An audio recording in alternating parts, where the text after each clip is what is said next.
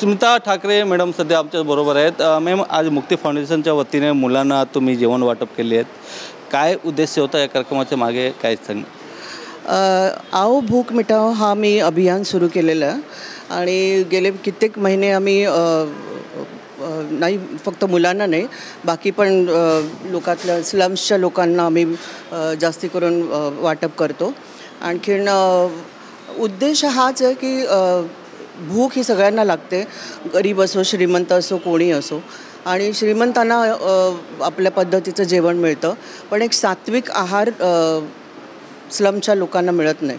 आणि हाच एक उद्देश आहे की आमच्या मुक्ती फाउंडेशनच्या तर्फे जर समजा आपल्यामध्ये कुवत असेल तर आपण लोकांचं पोट भरण्यासाठी थोडी बहुत आपण काहीतरी मदत करतो आणि ती मदत केल्याने आपल्याला जो आनंद मिळतो, स्वतःला जो आनंद मिळतो, तोच एक उद्देश आहे। आणि माझ्या घरी पण कोणी जरी आलं तरीसुद्धा एक आमच्याकडे संस्कार आहेत, म्हणजे माझ्या आईचे आणि सासूंचे, की जेवणाच्या वेळेस जर समजा कोणी व्यक्ती आली तर आपण त्यांना पोट भरून जेवण देऊन पाठवावं। तर हा एक खूपच चांगला संस्कार आहे आपल्या हिंदूंमध्ये आणि तो सगळ्यांनी आत्मसात करावा, कारण ह्या कामासाठी जर समजा जितके लोक जोडतील तेवढ्या लोकांची पोटं भरतील असं मला वाटतं। पण या कामामध्ये तुमच्या परिवाराचे, तुमच्या घराचे, कुटुंबियांचे किती सहकार असतात? कोण कोण तुमच्याबरोबर असतात? आत्ता सध्या तरी मुक्ती फाउंडेशनमध्ये मी आणि माझी 2 मुलं आहेत, माझ्या बहिणी आहेत आणि त्यांच्याकडनं मला पूर्णपणे सहकार्य मिळतं। माझा मोठा मुलगा आहे तो ट्रायबल एरियाजमध्ये वगैरे जाऊन त्यांना केवळ अन्न नाही तर अन्न, कपडे, जी काय त्यांच्या रिक्वायरमेंट्स असतात त्या आम्ही त्यांच्या पुऱ्या करतो आणि ते त्यांच्या पद्धतीने करत आहेत। माझा छोटा मुलगा माझ्याबरोबर बऱ्याचशा गोष्टींमध्ये माझा सहभागी असतो। मग ते डबेवाले असो किंवा कोणी असो, तो त्याच्या स्वतःच्या कमाईमधनं त्याच्यात कंट्रीब्यूट करतो। तर मुख्य उद्देश असाच आहे की त्यांच्यामध्ये जी समाजसेवेची भावना आहे, समाजसेवेची जी भावना प्रत्येक व्यक्तीमध्ये म्हणजे प्रत्येक यूथमध्ये असावी, अशी मला थोडीशी एक माझी इच्छा आहे। आज मी इकडे शाळेमध्ये आले तर मला तेच सांगू इच्छिते की ज्यांची जर कुवत असेल, ज्या पद्धतीने समाजासाठी तुम्ही कुठल्याही पद्धतीने कार्य करू शकता। वास्ट आहे रिक्वायरमेंट्स, आपल्या इकडे गरजांची रिक्वायरमेंट्स एवढी आहे आणि जर समजा जास्ती करून आपला देश सुदृढ आणि संपन्न बनवण्याचा असेल तर मुख्यत्वे करून आपल्या इकडेचे झोपडपट्टी, स्लम्सचे किंवा BMC स्कूल्स यांना तुम्ही प्रोत्साहित करा, यांना तुम्ही जेवढं काही दान देता येतील तेवढं द्या। म्हणजे जी युवा पिढी आहे त्यांना तुम्ही चांगल्या पद्धतीने शिकवू शकाल किंवा चांगल्या पद्धतीने तुम्ही मार्गदर्शन करू शकाल, हाच एक उद्देश आहे। तुम्ही एक आपले जी संस्था आहे त्यांच्या माध्यमातून तुम्ही हे करता येतं, पण जर तुम्हाला राजनीतिक एक पॉलिटिकल सपोर्ट जर भेटला तर अजून चांगला होऊ शकतात, अजून लांबपर्यंत तुम्ही जाऊ शकतात आणि तुम्ही शिवसेनाबरोबर होते, पण तर राजकीय तुमच्या जे प्रवास आहे तो कुठे आहे? अजूनपर्यंत राजकीय प्रवास कुठेही झालेला नाही आहे, म्हणजे कुठल्याही पक्षामध्ये मी सहभागी नाही आहे।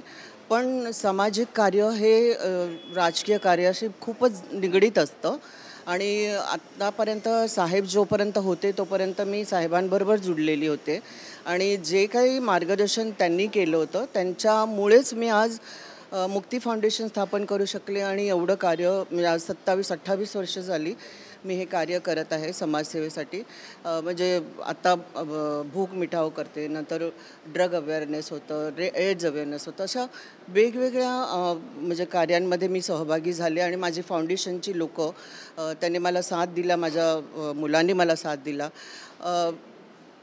असं म्हणावं तर मी कुठल्याही पॉलिटिकल पार्टीकडनं किंवा सरकारकडनं अजूनपर्यंत मला कुठलीही मदत मिळालेली नाही आहे, ना एक पैशाची मदत मिळाली आहे मला। तर मी खूप प्रयत्न करते आणि त्यांना जर खरंच वाटत असेल की मी काहीतरी कार्य समाजसेवेसाठी करते आणि त्यांचा जर हातभार लागला किंवा त्यांचा हातभार मला मिळाला, कोणी असो, म्हणजे सरकार असो, शिवसेना असो, BJP असो, कोणी असो, हे एक समाजकार्य आहे आणि त्याच्यामध्ये जर आम्हाला हातभार मिळाला तर आमचं कार्य निश्चितच दुगणित आणखीन वाढू शकेल। आताचे जेवढे लोक आहेत ते खास करून ठाकरे कुटुंबाचे, तर आपल्या मुलाला पॉलिटिशियन बनवतात, आमदार खासदारकीसाठी तयार करतात, पण तुम्ही तुमच्या मुलाला कुठला मार्गाने घेऊन जाणार तुमची काय आता माझी ओळख म्हणून एक समाजसेविका म्हणून आहे आणि एक फिल्म मेकर म्हणून आहे.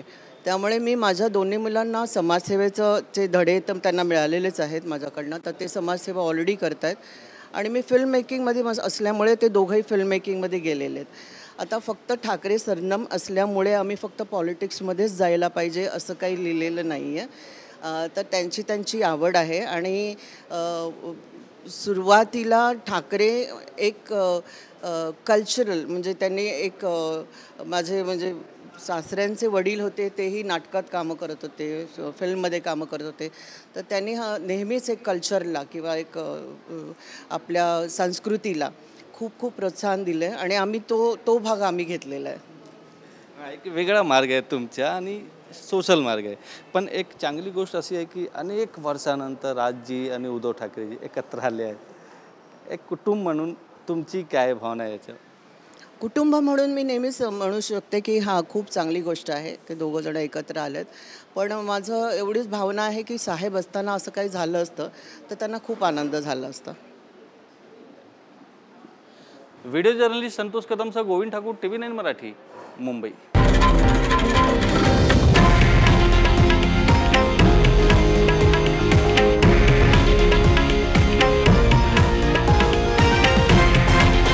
हे आहे देशातील नंबर 1 न्यूज नेटवर्क आणि आपण पाहत आहात TV9 मराठी, एकमेव.